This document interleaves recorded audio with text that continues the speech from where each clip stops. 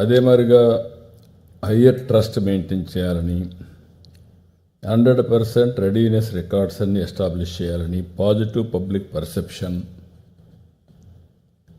పోలీసులు ప్రజల్లో పాజిటివ్గా ఉండాలి, అదే సమయంలో రౌడీలకి భయం ఉండాలి. యాంటీ సోషల్ ఎలిమెంట్స్ని మనం డీల్ చేయడంలో ఫర్మ్గా చేసి ఈ రెండు కానీ చేయగలిగితే, బ్యాలెన్స్ చేయగలిగితే చాలా వరకు ఫలితాలు వచ్చే పరిస్థితి వచ్చింది. ఇప్పుడిప్పుడు మనం కొంచెం మూవ్ అయ్యాం, కొన్ని రిజల్ట్స్ వచ్చాయి. బట్ అల్టిమేట్గా ఇక్కడ మీరు చూసినప్పుడు టెక్నాలజీ వల్ల ఏమి లాభం వస్తుంది అన్నప్పుడు విక్టిమ్స్ జర్నీ కింద చాలా బ్యూటిఫుల్గా వేశారు. ఏ విధంగా వెహికల్స్ కానీ సీసీటీవీ కెమెరాలు ఇవన్నీ ఉపయోగిస్తే ఈవెన్ థెఫ్ట్ కేసెస్ కానీ అన్నీ కూడా ఎంత బాగా డిటెక్ట్ చేయగలుగుతారు. 2-3 నిన్న కూడా డెమాన్స్ట్రేట్ చేసి చూపించారు. తిరుపతిలో ఒక సెంటిమెంట్, వెంకటేశ్వర స్వామి దేవాలయానికి పోయే దారిలో ఆంజనేయ స్వామి దేవాలయం దగ్గర ఒక చిన్న విగ్రహాన్ని దొంగిలించారు. ఈ మే బీ మెంటలీ సిక్, కానీ అది పట్టుకోకపోతే ఇట్ విల్ బి సెంటిమెంటల్.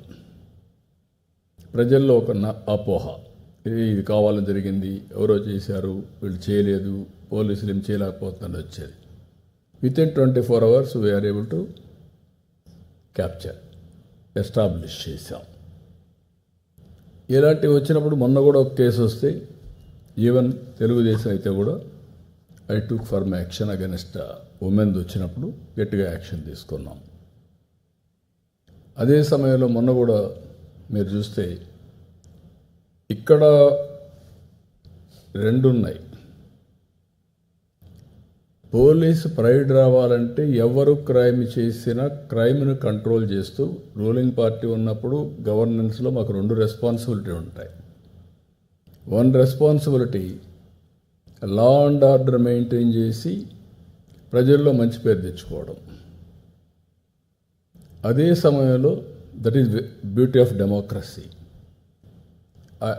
మేము ప్రజల్లో కానీ విద్వేషాలు కానీ వచ్చి లేనిపోని సమస్యలు వస్తే దాని ఇంపాక్ట్ ఆన్ మా కోయలేషన్ పైన పడుతుంది, నష్టం మాకే వస్తుంది. అదే మరిగా అపోజిషన్ పార్టీసు ఇలాంటివి వచ్చినప్పుడు ఎక్స్ప్లాయిట్ చేయాలని చూస్తారు. కొన్ని అపోజిషన్ పార్టీస్ మరీ బలి తెగించి క్రైమ్సే చేయాలని చూస్తారు. అలాంటి చేయాలనుకున్నప్పుడు కంట్రోల్ చేయకపోతే అక్కడి నుంచి లా అండ్ ఆర్డర్ని ఫర్ ఎవర్ కంట్రోల్ చేయలేము. నేను I have seen in my life time, even at 1 stage మా వాళ్ళని అరెస్ట్ చేసి నేను లా అండ్ ఆర్డర్ కంట్రోల్ చేసిన రోజులు కూడా ఉన్నాయి. అప్పుడే ఫ్యాక్షనిజం మొత్తం పోయింది. ఇక్కడ మీలో ఒక సమర్థత, ఒక పద్ధతి.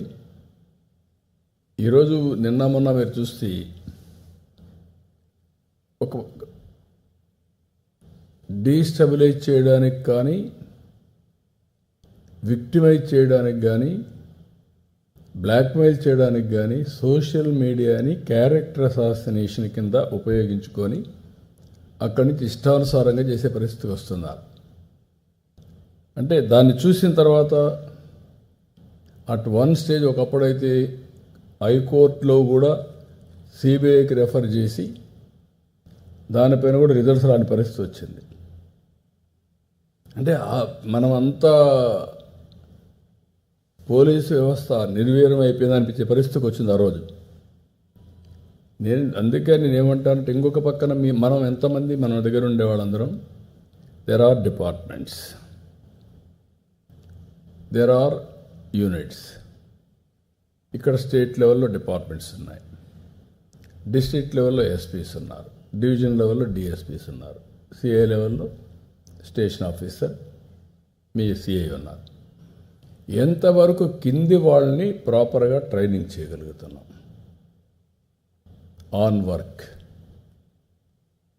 ఎంతవరకు గైడ్ చేయగలుగుతున్నాం. Everything there is a strategy. ఏదో మనం ఒక ఇష్యూ వచ్చినప్పుడు చేయడం కాకుండా ఏ ఇష్యూ రాకుండా ఏం చేయాలి, వచ్చిన వెంటనే మీరందరూ కలిసి ఏ విధంగా స్ట్రాటజీ ఎవాల్వ్ చేయాలి. లాస్ట్ టైం చూసాం, పాస్టర్ హైదరాబాద్ నుంచి తాగుతూ వచ్చి